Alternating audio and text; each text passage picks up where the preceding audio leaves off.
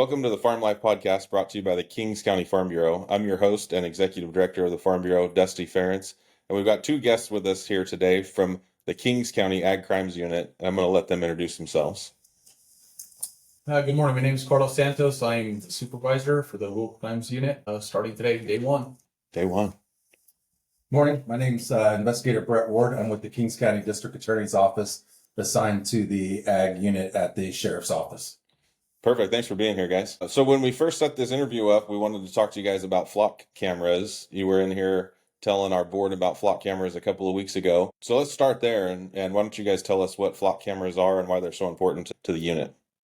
So flock camera is a very simple concept. It is a camera that's mounted that basically all it does is read license plates and take pictures of cars as it passes by. It's utilized, it started off at the DA's office with a grant, basically 2 per community. It has now grown to the city of Hanford, has their own flock system, Lemoore. We still have cameras in Corcoran, Avenel, and the sheriff's office has a slew of cameras around the county. What we did differently is all these cameras are currently permanently mounted. The Ag Unit, knowing that crime moves around, what we were looking for was what they call mobile flock camera that is either battery powered or solar powered. How many of those mobile units do you guys have right now, and how many are you looking to get in your entire system? So with the mobile cameras, we currently have 1 mobile camera that was purchased through the Sheriff's Department. We're looking to probably expand to 6 or 8 mobile cameras that we can utilize around the county. Yeah, and you guys are looking to purchase those out of Sheriff's Department funds, DA funds, but you came to our board and asked for some help buying one. Are you looking for contributions to buy more cameras from the community? Absolutely. That's the 1 camera is basically what we were allotted through the budgeting. So what we did is, we came to the Farm Bureau and asked for assistance. And if anybody out there wants to donate towards that, we'd be more than happy to accept that. Yeah, that's great. So our listeners know the Farm Bureau's Board of Directors did authorize the purchase of 1 complete mobile flock camera system for the unit. And we're going to order that probably this week, I think. Yes. Yeah, that's good. That's good. Anything else about the flock cameras and why they're so important and why they're so helpful for you guys? Yeah, so the flock cameras, we've used them extensively in investigation. Basically, once we've identified either a vehicle, a license plate, any information like that, we can start searching. If we know what area, when the crime occurs and we know the areas that the flock cameras are set up, we can check those cameras during time frames of the theft. And as of today, we've solved 2 larger ag crimes with the flock camera just by having a vehicle description. We're able to actually make arrest on those. Operation Tractor Pull through Tulare County was instrumental in using the flock cameras to identify vehicles that were coming through Kings County with ag equipment attached to it, heading out of their jurisdiction into ours and then back out. Great. So it sounds like other jurisdictions are using these cameras? Yeah, so flock camera is a nationwide system, and once we go live with the camera, we have the ability to share that with any agency that has a flock camera. Private entities also have flock cameras, and they have the availability to share that information only with law enforcement. So if a grower decided to put some type of camera system, flock license plate reader up at their property or near their property, they could share that information with us and all other law enforcement agencies. The nice thing with the mobile flock camera, if we're doing a sensitive investigation, we can actually not share that or have the option to share that information that it's gathering. That's great. So a lot of shared information, a lot of reach with this information, and can really work on crimes all throughout California and even the nation, it sounds like. Yes, like we used it down in the south end of the county, north end of Kern County with the pomegranate thefts. We were able to actually follow that vehicle back into the LA area and find out where he was offloading his produce down there. Oh, wow. Just through the flock system. Yeah, that's great. And I think you touched on it, but remind me, you said the camera really focuses on license plates and vehicle descriptions? Yeah, so what it does is it takes a picture of the vehicle and then it zooms in and takes a picture of the license plate. So that's what we're getting back is a picture of the car and then the license plate. But in the flock system, we're able to search by make, model, color, vehicle type. You know, if it's a semi, if it's it has a camper shell on it, we're able to search by those attributes. Oh, wow. Okay. That's great. What else do we need to know about flock cameras? Basically, the more the merrier. The more that we have surrounding the county, the better we are able to identify suspect vehicles coming and entering our county that are committing crimes and then leaving. Especially towards the south end of the county and the north end of the county is where we'd really like to utilize these cameras for these people that are coming in and out of our county to commit crimes. So Yeah, we can identify them. that's great. That's great. And are you guys working with the city of Hanford and Corcoran where these permanent systems are set up? We have full access to all their cameras. Okay. So Lemoore, Hanford, the DA's office, of course, and then the sheriff's office, we have access to all their cameras, along with the cameras in all the surrounding cities and counties. Great. Quite an extensive network. Yes. And the more cameras out there, the better. Yes. Yeah, perfect. All right. The man of the hour, the new boss. So you mentioned in your intro that today is your first day back with Ag Crimes, but you were there once before. Why don't you tell our listeners a little bit about yourself and your first go around with Ag Crimes and why you're back? Okay. So originally I was into, we had a dairy. We had a dairy for 16 years, and then we got out of the dairy in 2012, decided to get into law enforcement. So here I am today. In 2017, I was able to come over to the Rural Crimes Unit, and I was there 4.5 years, and then I promoted. Once I promoted, I came back to patrol. I've been on patrol for a few years now, and now I had the opportunity to come back as a senior deputy and be the supervisor for the unit starting today, day one. That's great. We're glad you're back. Thank you. Appreciate it. How big's the unit? Right now, you're looking at it, all three of us. Okay, As of now, I think we're going to have another person coming on sooner than later, so we'll have another member.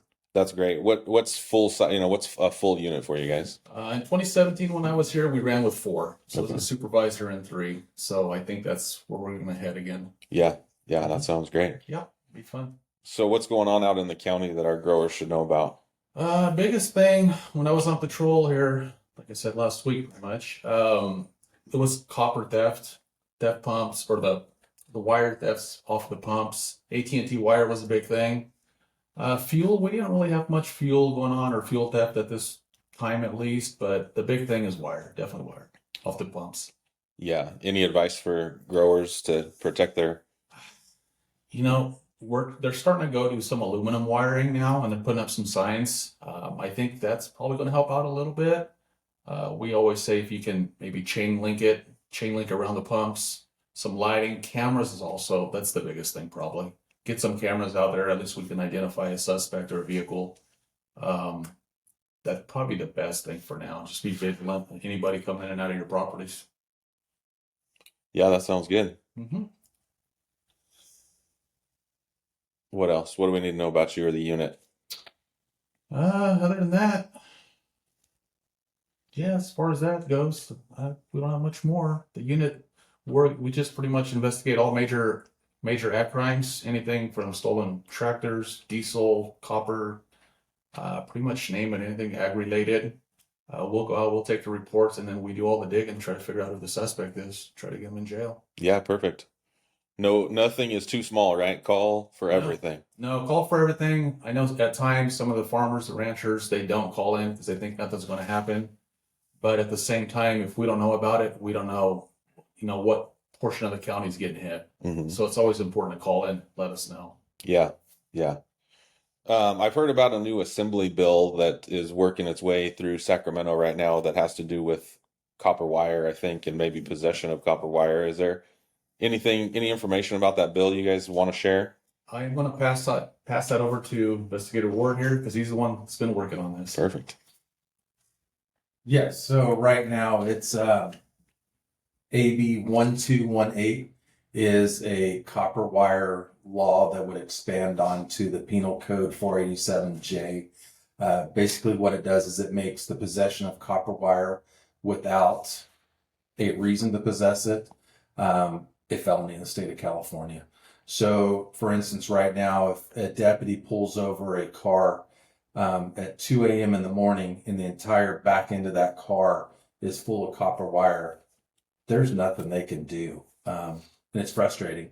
So, looking into this, we originally wrote this as a county ordinance. Sheriff Robinson decided to take it to the California State Sheriff's Association, and the bill was pushed through, and it was actually now a sponsored bill. Assemblywoman Soria out of Merced District, or is it District 27, is sponsoring that bill. So we're very excited about that. The final language hasn't came out. We received a lot of phone calls. We've some very encouraging phone calls from lobbyists in Sacramento in the recycling industry that are supporting it so far. So we're very excited about it. That's good. Remind us of the bill number. 1218. AB 1218. Yes. Yeah, keep your eyes out for that one, and we'll look to throw some support behind that as it's making its way through the legislature. We would appreciate that.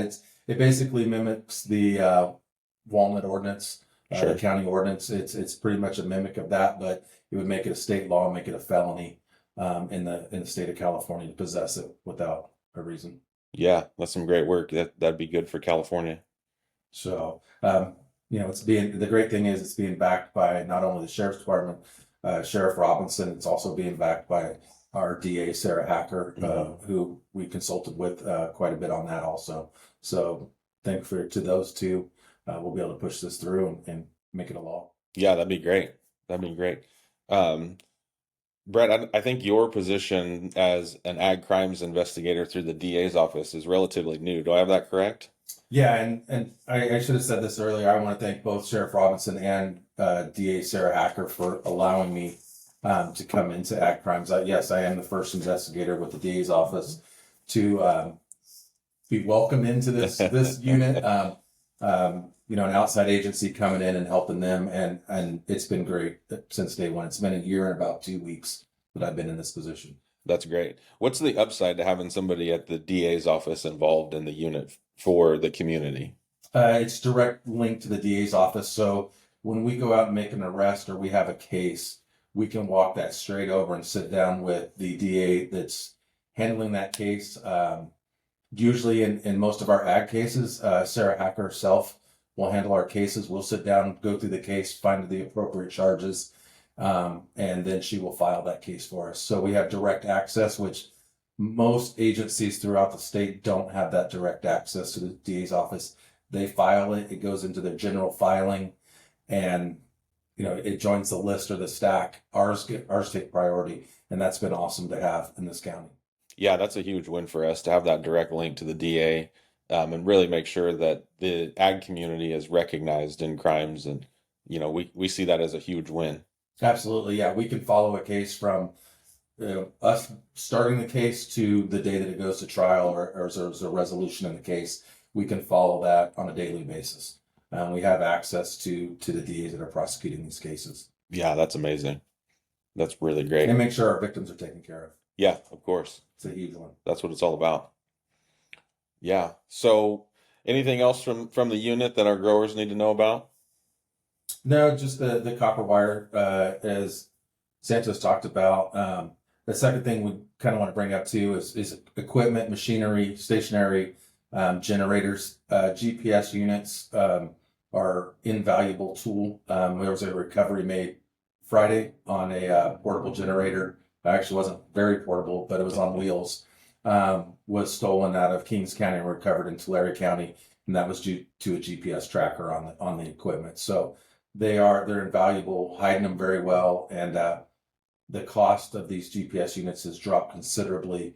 And there's a lot of different systems out there that I highly recommend putting on your equipment. A couple $100 investment a year versus a large loss is definitely worth it. Well worth it, yeah.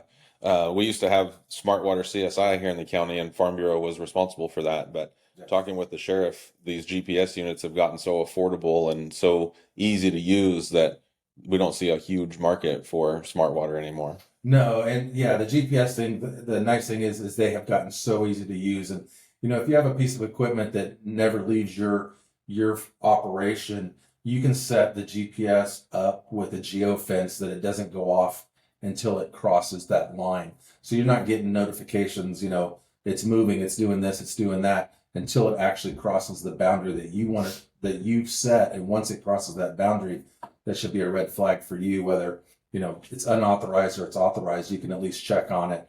But if something does happen to it, it gives us a head start on it. Most pieces of equipment with GPSs are recovered rather quickly. Yeah, that's good to hear.